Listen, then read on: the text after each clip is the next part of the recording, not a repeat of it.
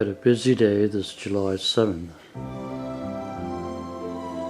Before I awoke, I had a strange dream. I was outside a church, and I felt like there was a wedding inside. There's a great number of people outside the church waiting to get in.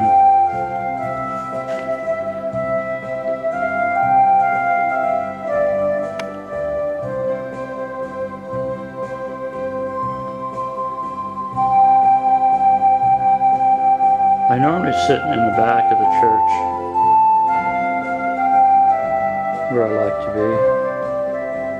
And I thought the church was filled because of all the people outside. But when I went in, there was more space.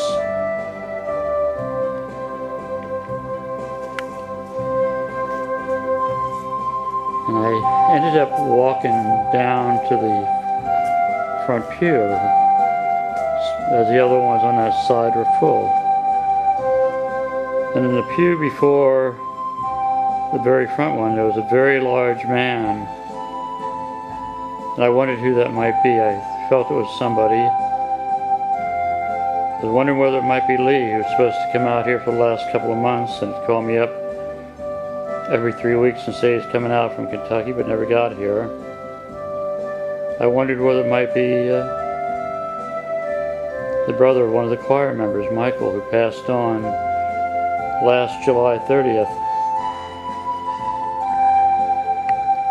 I visited him in the hospital the day before he left.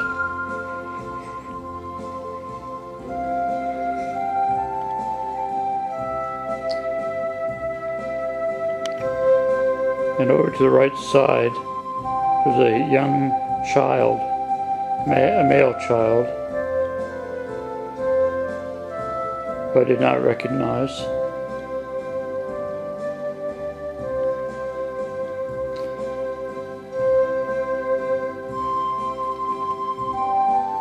The music that you hear in the background I composed while working on this painting, which was kind of like a combination of a thank you painting to God for the people I was praying for who needed double lung transplants, but being very much aware of when you have one, there's always a danger of rejection.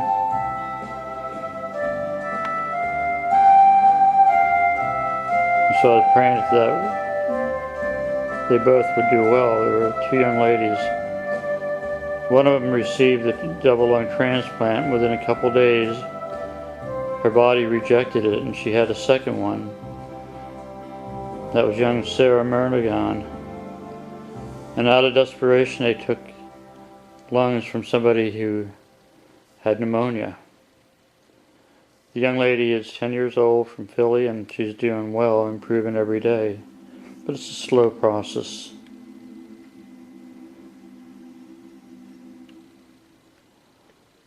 And this morning I had this feeling of thinking in terms of the prayer shirt that I painted. And the words that came to me was, where there is kindness, there is love. Where there is love, there is God. May the peace of the Lord reign across the whole world.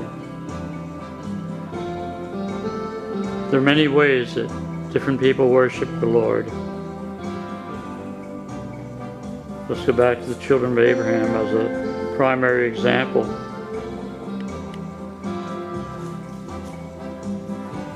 It's time they realize that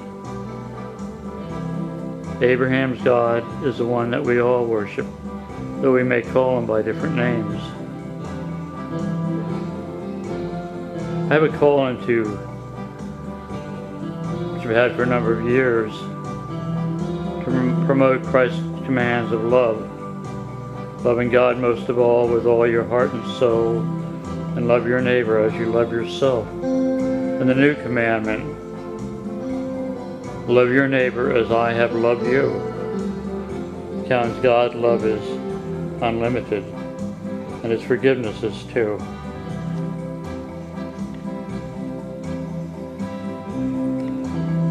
I wondered whether this is Sunday now, I think it's the 7th, and whether I should go direct to the rest home like I normally do. And I intended to bring my Bible with me, and sometime if I have roses I'll bring them, but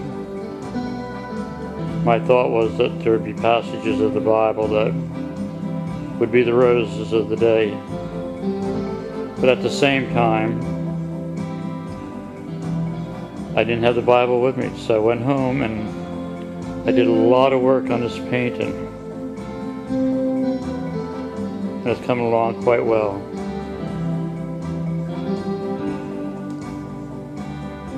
And I composed the music you hear in the background, which dealt with the concept of where there is kindness, there is love. Where there is love, there is God. May the peace of the Lord reign throughout the world.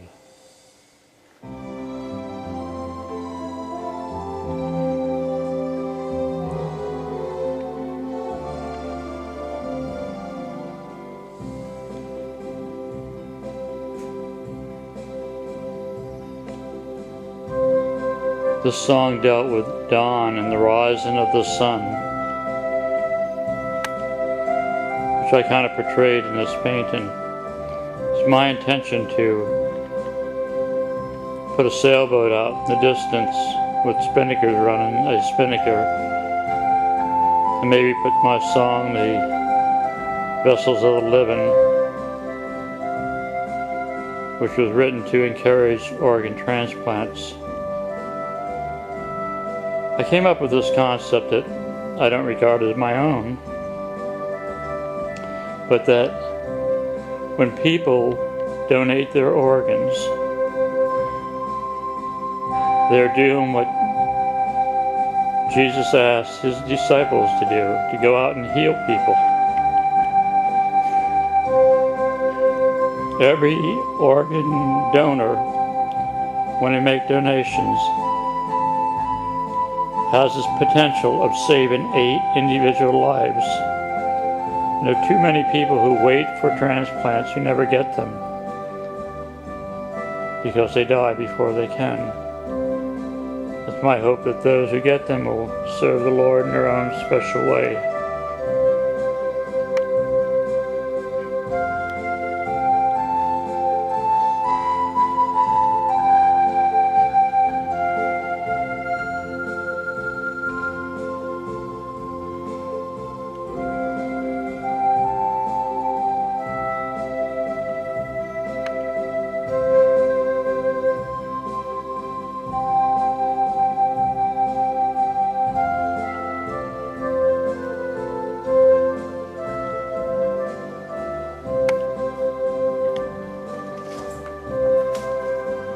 You have Sarah Murnigan's picture there on the left.